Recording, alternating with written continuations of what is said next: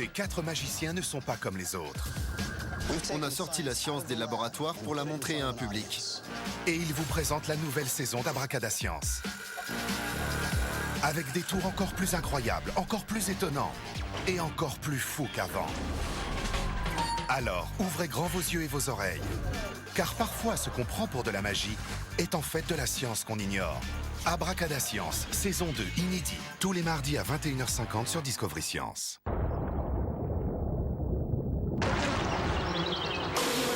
En voyant notre mine ravie, les passants dans la rue nous envient. C'est si bon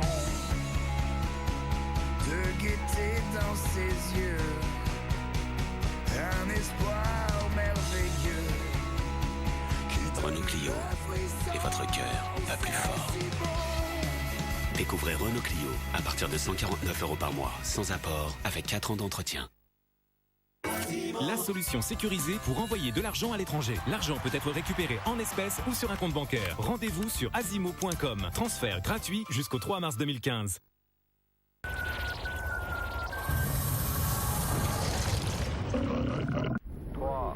Dans un monde en constante évolution, 2, voici les scientifiques qui explorent l'univers. 1. Qu'il s'agisse de découvrir sur la Lune des mines d'or qui pourraient sauver la Terre, Nous allons sur la Lune non pas parce que c'est facile, mais parce que c'est lucratif. ou de protéger notre planète d'un astéroïde. Les dinosaures ont disparu parce qu'ils n'avaient pas de programme spatial. Nous, on en a un. À la conquête de l'univers, inédit, tous les lundis à 21h sur Discovery Science.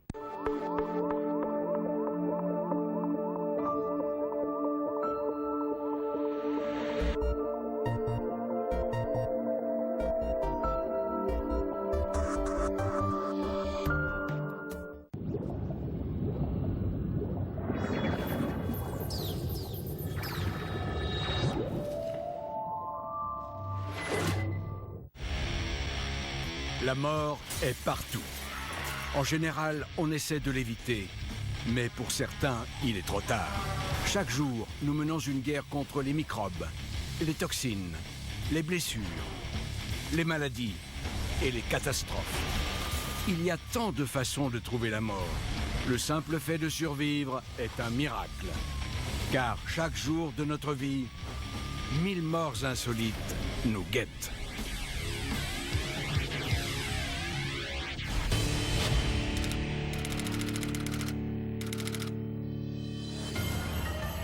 La voici, la petite rigolote de la boîte, à la fête de fin d'année.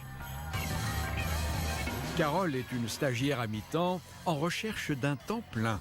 Ça craint. Elle est saoule. Carole a abusé du punch et la voilà lancée dans un numéro de stripteaseuse du Père Noël. Les femmes du bureau sont horrifiées. Je crois qu'elle a pas de culotte. Les hommes, eux, n'en perdent pas une miette. C'est la fête! La fête, la fête! Il n'est pas rare pour le service des ressources humaines de recevoir des rapports suite à une fête de fin d'année au bureau. Mais tout dépend de la gravité des faits. En général, c'est surtout gênant pour la personne. Mais il arrive qu'on doive prendre des mesures qui peuvent aller du blâme au licenciement. Le responsable des ressources humaines conseille le président de la société. Il faut l'engager à plein temps. Ouais, c'est une bombe. Finalement, la dinde de Noël fond sur son patron. Engagez-moi, vous verrez à quoi vous aurez droit tous les jours. Carole enfourche la photocopieuse pour tirer des images de son bonbon de Noël. Elle espère lever les réticences de Tim.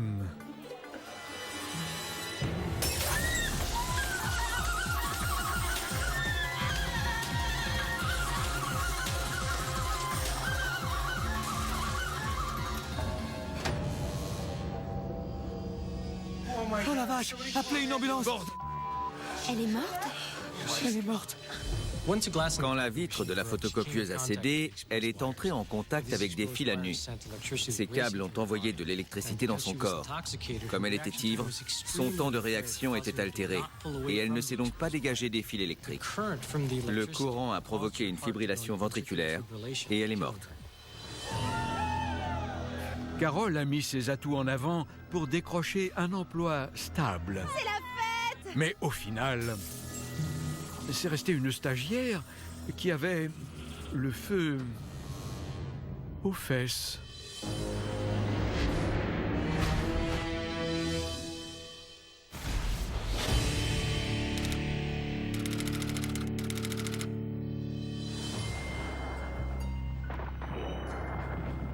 La Première Guerre mondiale a fait plus de 35 millions de victimes, mortes pour la plupart dans les tranchées maculées de boue et de sang. À l'aide! Mais ceci n'est pas un récit de guerre. Tu veux de l'aide? Tiens, en voilà. Reinhardt est un déserteur. Il ne sort qu'après la bataille pour piller. Il fouille les cadavres à la recherche d'objets de valeur. Où est ton argent? Non. Merci beaucoup. Reinhardt ne témoigne aucun respect aux morts. Ils ne sont là que pour lui remplir les poches. Il n'hésite pas à leur arracher les dents, si elles sont en or. Montre-moi tes chicots. Le pillage ou le dépouillement de soldats tombés au front a toujours existé en temps de guerre. Mais il y a quand même une distinction entre le fait de confisquer les affaires d'un prisonnier de guerre ou celle d'un mort. Reinhardt suit la piste de la mort. Il ne partira que quand tous les corps auront été fouillés. Et justement, il en reste un au sommet de la tranchée. Les soldats britanniques en déroute laissaient souvent des dispositifs pièges ou grenades Jam-Tin en cadeau à leurs ennemis allemands. Reinhardt n'en avait encore jamais entendu parler jusque-là.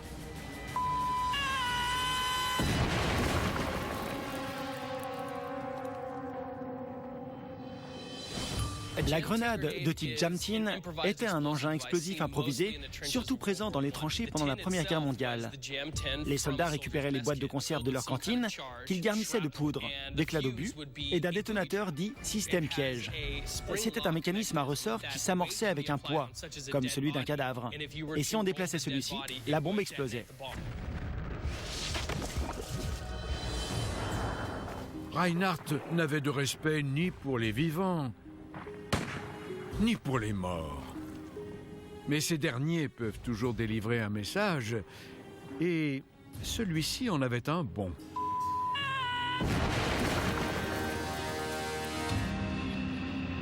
Va au diable, Reinhardt.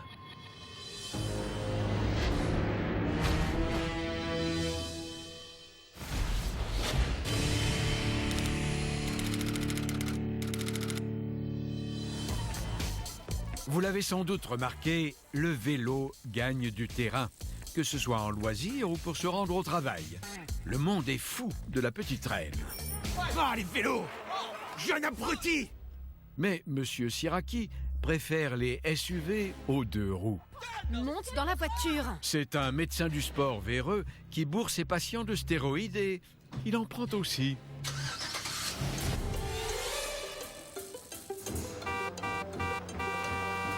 Sous l'emprise de la testostérone, Siraki perd ses nerfs quand deux cyclistes le ralentissent. Dégagez de mon chemin! C'est pas une piste cyclable! Les stéroïdes anabolisants reproduisent les effets de la testostérone. Ils développent les muscles et les comportements agressifs. Et dans le cas de Monsieur Siraki, ils peuvent rendre fou. Quelqu'un sous stéroïdes est susceptible de développer ce qu'on appelle une roid rage. Et cette colère, quand on est au volant, vient exacerber un comportement routier déjà agressif. La personne va exprimer sa colère de manière beaucoup plus radicale et en venir plus facilement à l'agression. C'est ce qu'on constate. En tout cas, elle sera plus prompte à réagir de façon exagérée et à diriger sa hargne contre un autre automobiliste. Vous voyez une piste cyclable? Assieds-toi! Abruti! Siraki éjecte les cyclistes de la route. Qu'est-ce que t'as fait? T'es pas bien? Parfois, le méchant nuit impunément. Mais pas chez nous.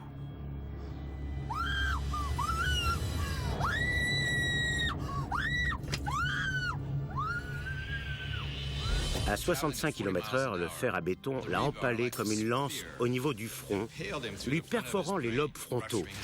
Mais en le transperçant, elle a accumulé de la pression qui a fait éclater le tronc cérébral, le mécanisme central de contrôle du cœur et des poumons. Et c'est ce qui l'a tué.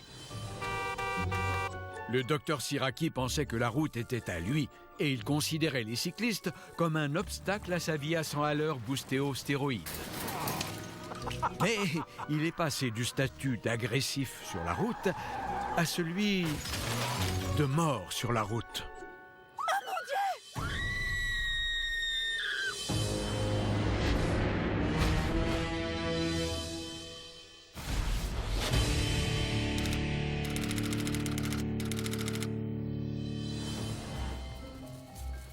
Mais que prépare donc ce type-là?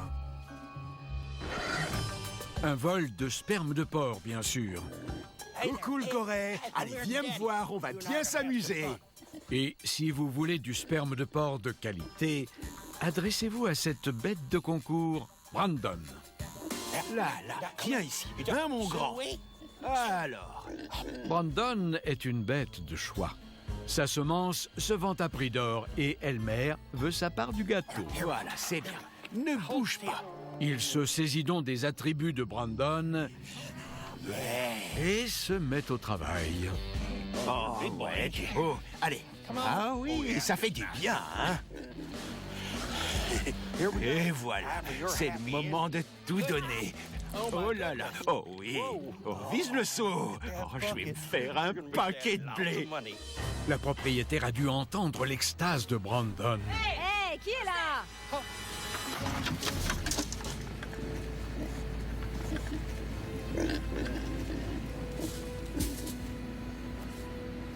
Alors, mon grand, qu'est-ce qui se passe? Hein? Tout va bien? Ça va? Si je vois quelqu'un, je lui explose la cervelle. Allez.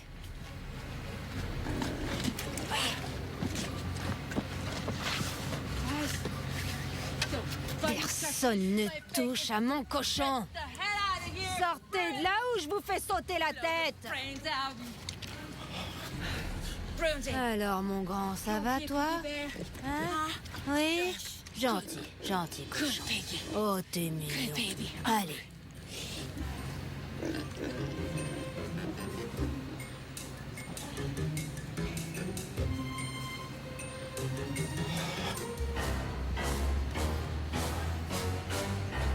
Je vous aurai! Elmer trébuche sur le seau et s'assomme sur la barrière. Brandon décide alors de se venger de tous les mangeurs de jambon. Elmer revient à lui, mais trop tard.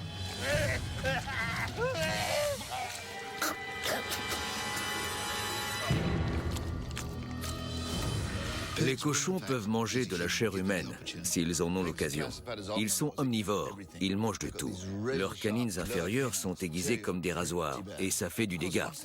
Une fois qu'il a attaqué les tissus mous et les intestins, le gars était mort. Il était parti. Ouais. Elmer, le voleur de sperme, voulait gonfler son compte avec le précieux liquide d'un cochon de concours. Voilà, c'est le moment de tout donner. Au lieu de ça, il a fini au menu d'une véritable ripaille. Bon, c'est bon, là, il a eu son compte.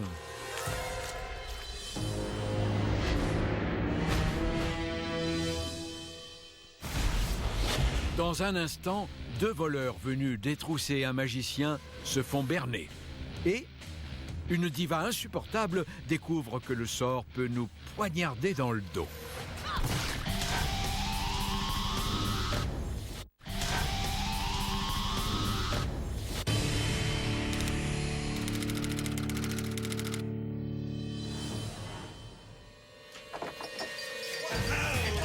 Pas si vite, Sergio.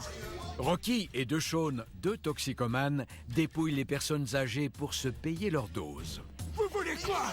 Laissez-moi. Sergio est leur malheureuse victime du jour.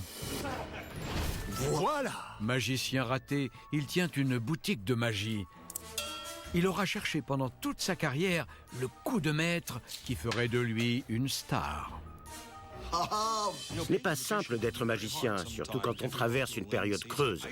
Je me produis généralement entre 1 et 11 fois par semaine. J'ai même animé des funérailles. Lors d'une grosse représentation, un magicien peut se faire entre 500 et plusieurs milliers de dollars. J'en ai un! On va s'éclater! Ouais! La fête commence quand Rocky et DeShawn découvrent la cachette secrète de Sergio. Merci, Sergio. Mais comme dans tout bon numéro de magie, il ne faut pas se fier aux apparences. C'est quoi ce truc-là? C'est quoi? En fait de cocaïne, c'est du G4 que ces deux rigolos ont sniffé. Une poudre gélifiante.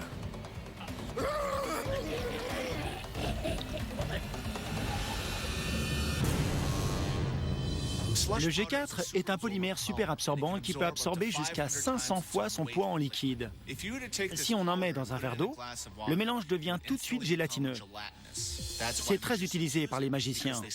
Un peu de poudre dans l'eau et magie. Rocky et DeShawn ont inhalé du G4 qui est passé dans leur sinus et dans leur gorge. Le gel s'est durci, leur obstruant les voies respiratoires. Ils se sont asphyxiés et ils sont morts. Vache.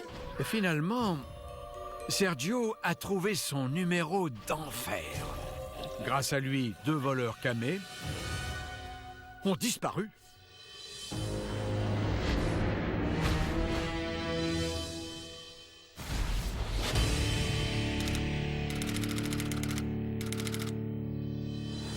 Star Machine, c'est en direct et c'est tout de suite. C'est parti! Elles fleurissent un peu partout. Des files de stars en herbe qui veulent prouver aux téléspectateurs qu'elles ont l'étoffe des plus grands. Une petite touche de Beyoncé? Il leur suffit d'une chance. Donne-moi ton corps quand je veux, je le prends comme je veux. Pour être la prochaine vedette.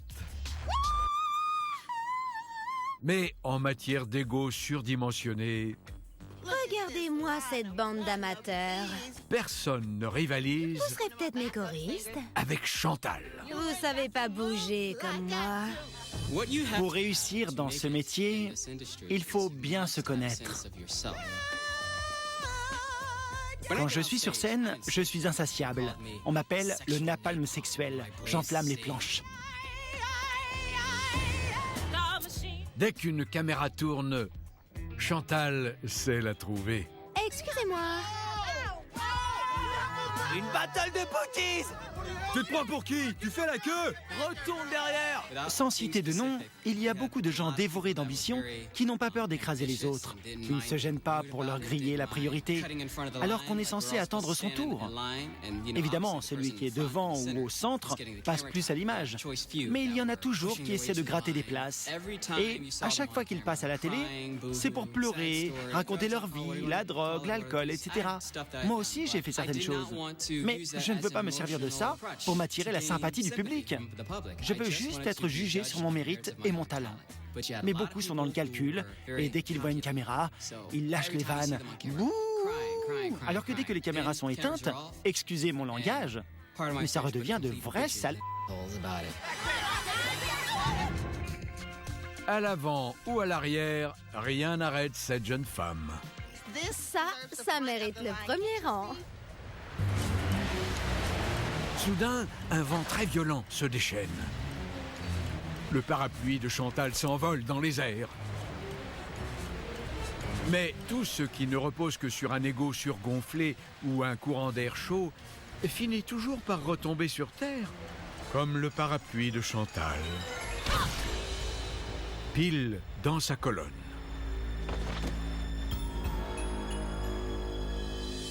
Cette jeune femme n'a pas eu de chance. Le parapluie a pris pile l'angle qu'il fallait pour passer entre ses os et endommager sa moelle épinière. Ça lui a instantanément coupé la respiration et sa tension a chuté brutalement. C'est ce qu'on appelle un choc neurogénique et ça lui a été fatal. Quand on veut devenir une star, il faut être à la fois ambitieux et talentueux. Dans sa quête d'immortalité, Chantal aura quand même appris quelque chose. Il faut aussi être en vie.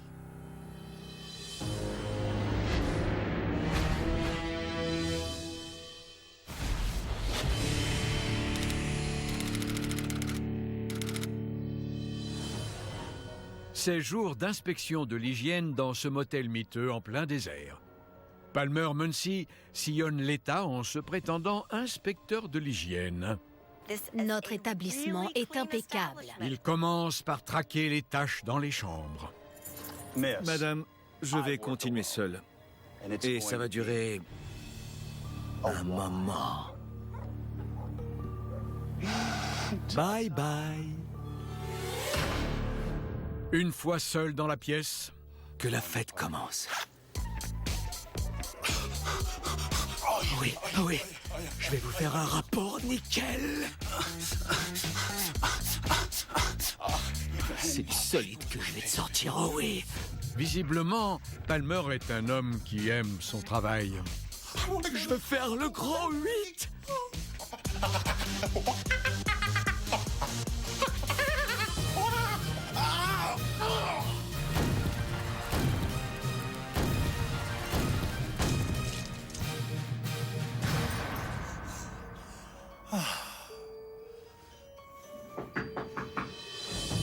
Un instant. Entrez donc. Tout est impeccable, non? Ce lit a l'air tout à fait normal, en effet. Mais quand j'allume ma lumière magique... Regardez ça! Du sperme! Du sperme partout! La lumière noire de Palmer révèle l'horreur. C'est une infraction. Vous allez mettre la clé sous la porte. Non! L'extorsion est facile. Avec moi? Oui. Ce sera sûrement plus amusant que d'attendre ici pour rien.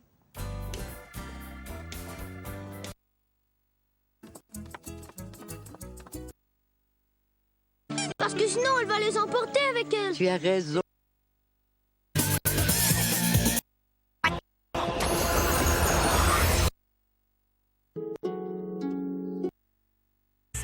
Bientôt. Sur...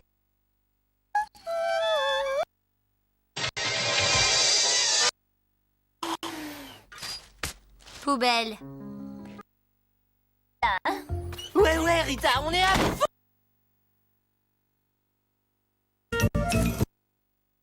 Un échantillon de ce qui vous attend, je vous jure qu'après ça, jamais plus vous ne vous ferez passer.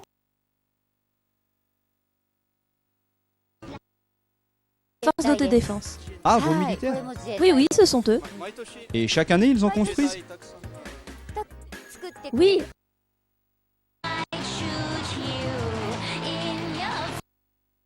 Alors, qu'est-ce que tu disais?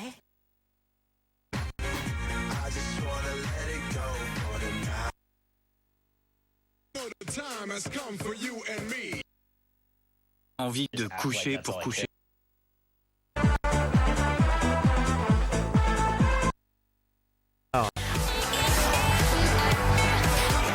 Paul Pogba a autant de puissance dans le virtuel que dans la réalité. Démonstration avec ce boulet de canon, mais à regarder la trajectoire, tout simplement magnifique.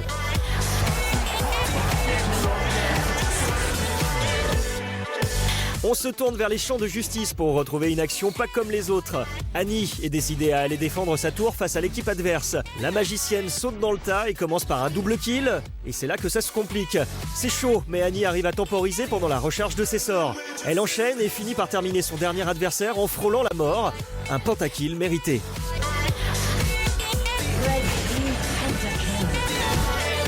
Tamarillo, avec le carton orange, fait face à Rob, un joueur belge. Les deux adversaires sont au coude à coude. En jeu, le titre de champion du Benelux. Si Tama fait quelques erreurs dans sa conduite, le Néerlandais possède des trajectoires bien plus agressives. Sur le finish, les choses se compliquent et Tama va être obligé de prendre tous les risques. Et ça passe de justesse. Bravo! Dans cette partie d'Hearthstone, notre joueur Kolento va réussir à obtenir sur le bord la carte légendaire Gazria. Ce monstre impressionnant est capable de doubler